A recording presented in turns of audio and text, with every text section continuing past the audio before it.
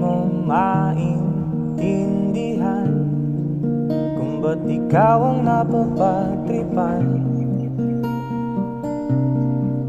ng halik ng kamalasan. Ginapang mong marahan ang hagdanan para lamang makilatan sa kaitaas-taasan. Ngunit kaibigan, huwag kang magpapasinda. Kaibigan, easy lang sa iya.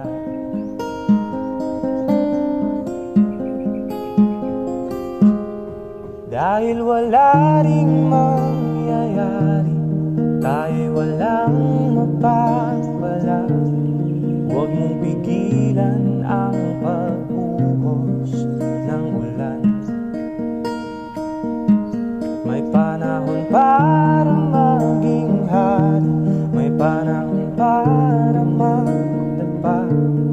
Dahil ang buhay natin ay sadyang ganyan.